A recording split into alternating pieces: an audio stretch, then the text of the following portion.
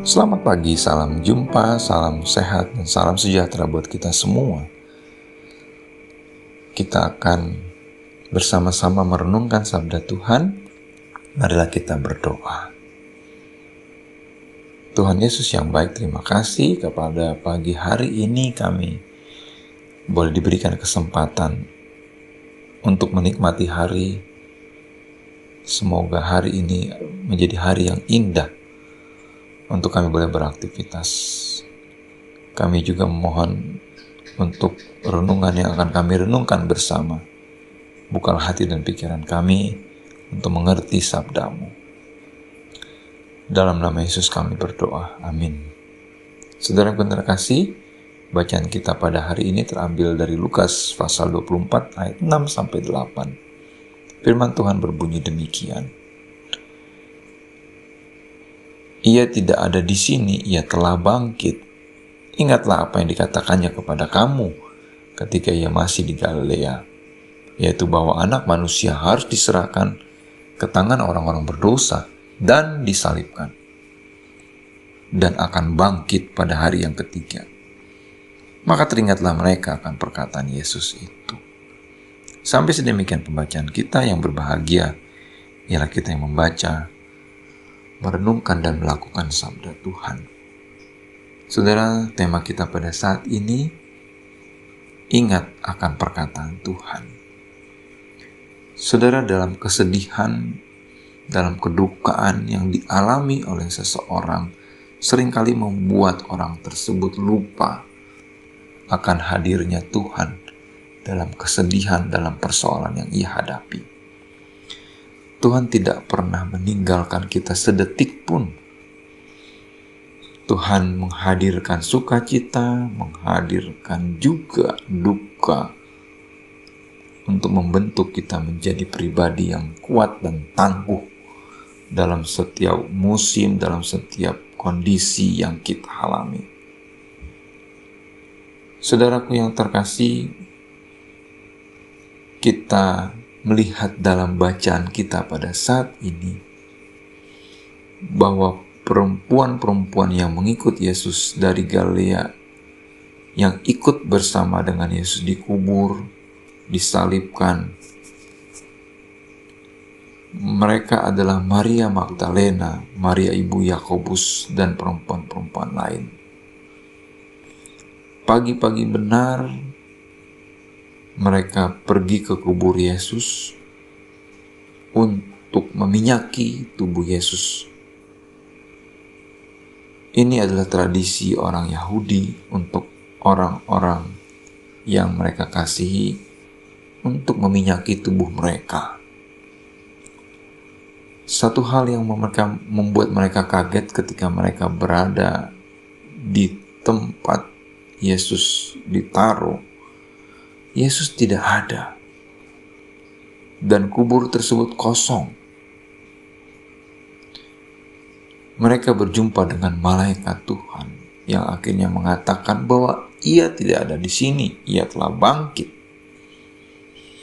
Tidak hanya itu, tapi juga malaikat ini menegaskan, ingatlah apa yang dikatakannya kepada kamu.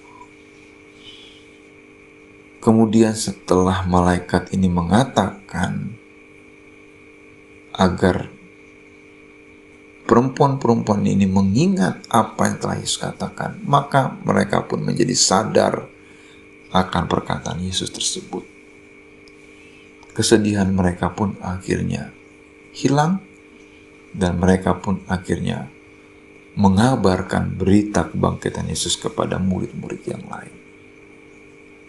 Saudaraku yang terkasih, dalam kehidupan ini Tuhan telah bersabda dan Tuhan mengatakan banyak hal akan kehidupan, akan pergumulan, akan apapun yang akan kita jalani di dunia ini.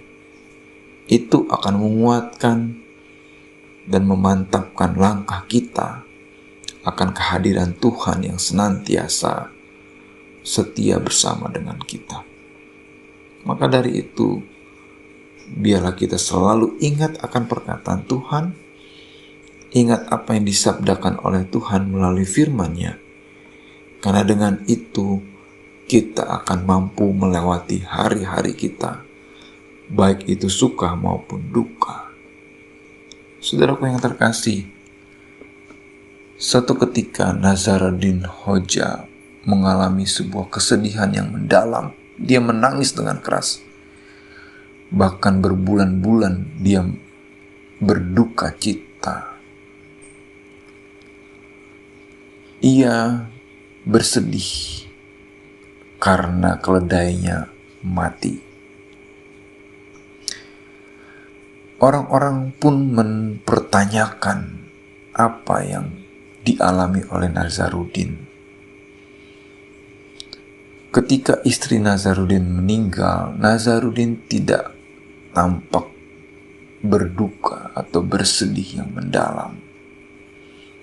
Kemudian orang-orang pun bertanya akan situasi yang dialami oleh Nazaruddin. Nazaruddin pun akhirnya menjawab, "Tentu saja aku sedih